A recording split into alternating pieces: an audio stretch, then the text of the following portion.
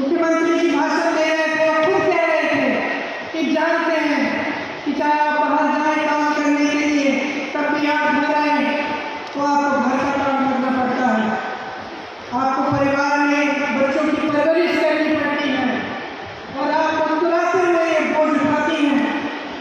मैं जानती हूँ कि रात को आखिर में सबसे आखिर में जो सोती है वो महिला होती है। तो सारा घर साफ हो जाता है, चाहे कहीं की भी हो, चाहे वो गरीब महिला हो, चाहे बड़े घर की महिला हो, लेकिन परिवार का बोझ, समाज का बोझ भी उठाती है। और जो हमारी संस्कृति है, हमारे असूल हैं, जिस पर अगली पीढ़ी का भविष्य बनता है, वो भी महिलाएं बनाती हैं और महिलाएं उसकी रखवाली करती हैं। तो यही भावना प्रदेश सरकार ने आगे बढ़ाई है और महिलाओं के लिए, आपको और भी सशक्त बनाने के लिए तमाम स्कीमें भूपेश बघेल जी की सरकार ने आगे बढ़ाई। आप बाहर जाते हैं कुछ खरीदने के लिए, खाना बनाने के लिए, तो लगता है कि आधी चीजें खरीदने के बगैर वापस आ जाएंगी, क्योंकि महंगाई इतनी बढ़ चुकी है। गैस की सिलेंडर की बात की मैंने, तेल की बात की, ये सब देश में इन सब की कीमत इतनी बढ़ चुकी है कि गरीब और मिडिल क्लास के लोग पिस रहे हैं इस महंगाई में। लेकिन इस बीच छत्तीसगढ़ की सरकार जो है, उसने आपकी राहत के लिए और आपकी मदद के लिए बहुत कार्य किए हैं। आज छत्तीसगढ़ का किसान खुश है, खेती उसके लिए लाभ का जरिया बन गया है।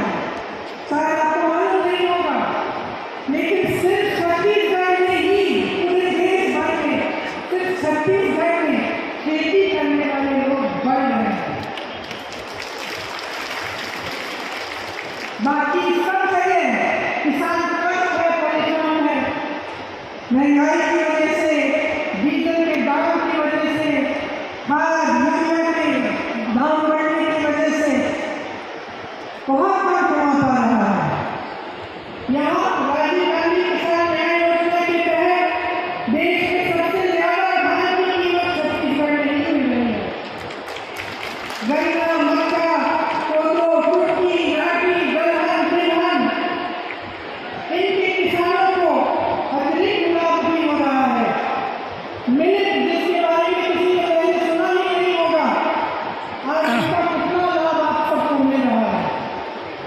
आज छत्तीसगढ़ का नाम देश भर में जाना जाता है और आपके प्रदेश का सम्मान हर रोज बढ़ते चले जा रहा है। बढ़ाकर 4,000 रुपये कर दिया गया है।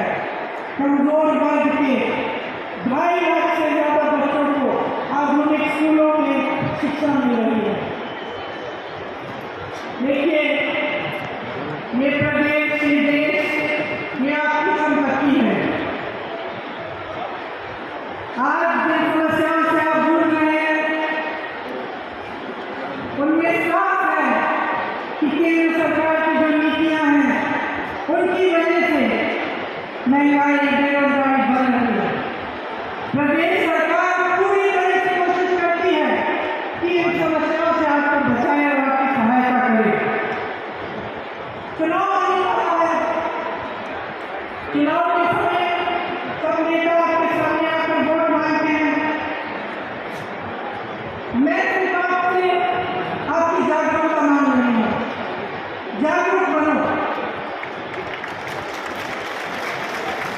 जो कहानी मैंने आपको बताई कि गांव की महिला ने प्रधानमंत्री से पूछा कि तुमने मेरी सड़क ठीक क्यों नहीं की, उस तरह से आप भी बनो,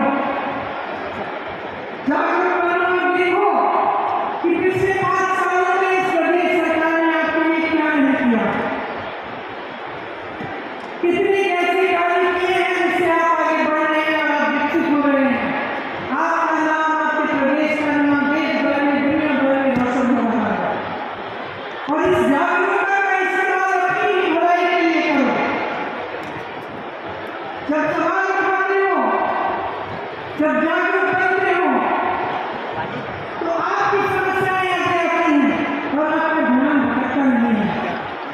जो ध्यान भटकाने वाली बातें हैं, जो नेता आपके सामने आकर आपकी जज्बातों के आधार पर, धर्म के आधार पर, जाति के आधार पर, संप्रदाय के आधार पर आपसे वोट मांगते हैं, उनको अपनी सच्चाई दिखाओ, अपने अनुभव पर खुद लो और उससे पूछो कि हमारे लिए आपने क्या किया। और जब